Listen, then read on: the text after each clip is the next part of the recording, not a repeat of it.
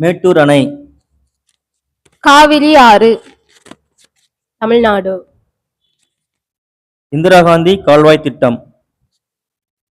சட்லஜ் ஆறு, ராஜஸ்தான், பஞ்சாப், ஹரியானா.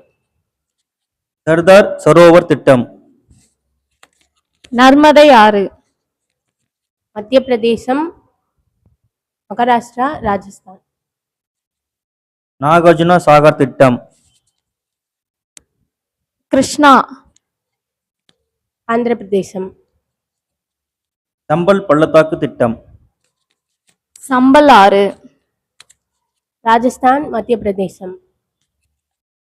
தெகிரி அணை. பாகிரதி ஆறு, உத்தரகாண்ட்.